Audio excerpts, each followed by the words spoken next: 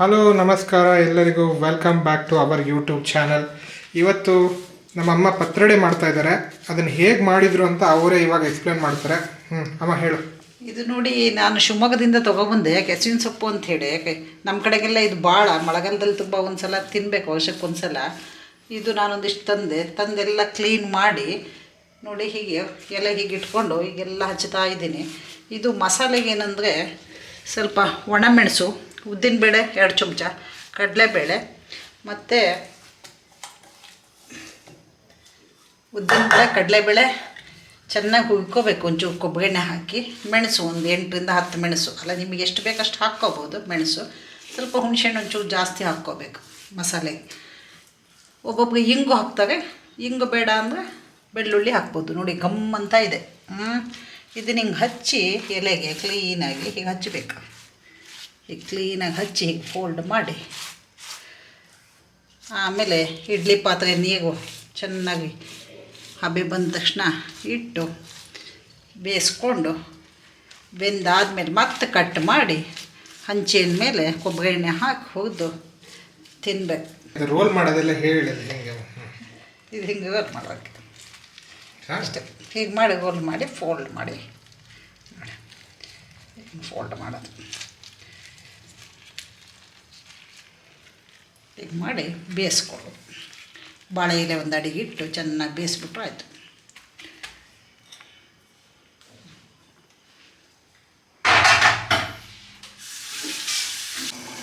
ನೋಡಿ ನೀರು ನೋಡಿ ಕುದೀತಾ ಇದೆ. ಕುದಿ ಬಂದ ತಕ್ಷಣ ಈಗ ನಾವು ಈ ಒಳ್ಳೆ ಮಾಡಿ ಇಟ್ಕೊಂಡಿದ್ದೀವಲ್ಲ, ಇದೆಲ್ಲ ಹೀಗೆ ನೀಟಾಗಿ ಹೀಗೆ ಇಡಬೇಕು.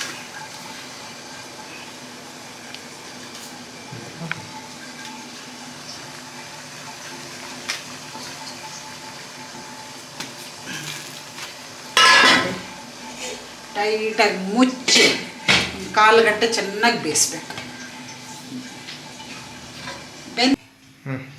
ನೋಡಿ ಈಗ ಇದು ಚೆನ್ನಾಗಿ ಬೆಂದಿದೆ. 1/4 ಗಂಟೆ ಬೇಯಿಸಿದ್ದೀನಿ, ಚೆನ್ನಾಗಿ ಬೆಂದಿದೆ. ಅದು ಒಂದು ತೆಗೆದು ಇಲ್ಲಿಟ್ಟು ಹೀಗೆ ಕ್ಲೀನಾಗಿ ಕಟ್ ಮಾಡ್ಕೊಂಡಿದ್ದೀನಿ. ಕಟ್ ಮಾಡಿದ್ದೀನಿ, ಹಂಚಿಟ್ಟು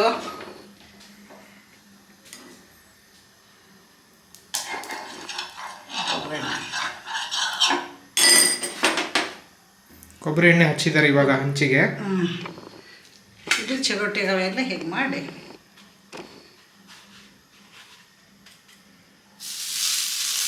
ಈ ಥರ ಹಂಚ ಮೇಲೆ ಅದನ್ನು ಫ್ರೈ ಮಾಡಬೇಕು.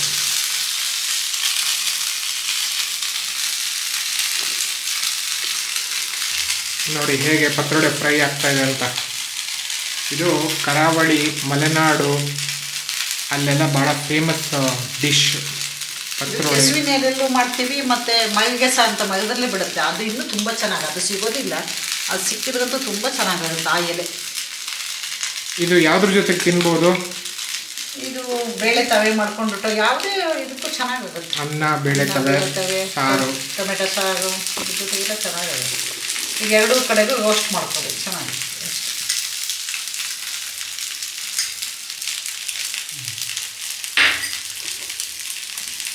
ಕೆಲವು ಟೈಮ್ ಬಾಯಿಗೆ ಸ್ವಲ್ಪ ಕಡ್ತ ಬರುತ್ತಲ್ಲ ಇದು ತಿಂದರೆ, ಅದೇನಕ್ಕೆ? ಅದು ನಾವು ಹುಣಸೆಹಣ್ಣು ಜಾಸ್ತಿ ಹಾಕ್ಬೇಕು ಸ್ವಲ್ಪ. ಹಾಗೆ ಕಡ್ತ ಈಗ ಇಲ್ಲ, ಹಾಗೆ ತುಂಬ ಕಡ್ತ ಒಂಚೂರು ಟೇಸ್ಟ್ ನೋಡಿ. ಕಡ್ತಾನೆ ಅನಿಸಿದ್ರೆ ಲಿಂಬೆಹಣ್ಣು ಸ್ವಲ್ಪ ಹಿಂಡಿದ್ರು ಸೇರಿ.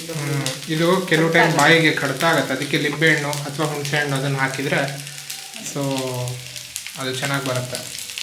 ಸೊ ಇದು ಫ್ರೈ ಆಗ್ತಾ ಇದೆ. ಏನು ಆಗಲ್ಲ. ತುಂಬ ಫ್ರೈ ಆದಮೇಲೆ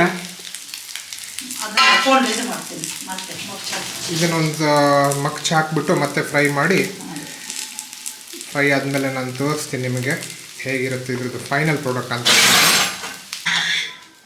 ಸೊ ಈ ಪತ್ರೊಡೆ ಪ್ರೊಸೆಸ್ ಇವಾಗ ಫೈನಲ್ ಸ್ಟೇಜಿಗೆ ಬಂದಿದೆ.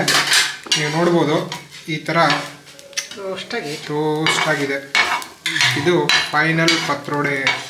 ಈಗ ನೀವು ಇದನ್ನು ತಟ್ಟೆಗೆ ಹಾಕಿಬಿಟ್ಟು ಅನ್ನದ ಜೊತೆ ಮತ್ತು ಸಾರು ಅಥವಾ ಬೇಳೆ ತವೆ ಜೊತೆ ತಿಂತಾಯಿದ್ರೆ ಒಳ್ಳೆ ಟೇಸ್ಟ್ ಇರುತ್ತೆ. ಸೊ ಈ ವಿಡಿಯೋ ನಿಮಗೆ ಇಷ್ಟ ಆಯಿತು ಅಂತ ಅಂದ್ಕೊಳ್ತಾ ಈ ವಿಡಿಯೋನಿಲ್ಲೇ ಮುಗಿಸ್ತಾ ಇದ್ದೀನಿ. ಧನ್ಯವಾದಗಳು. ಶುಭ ದಿನ.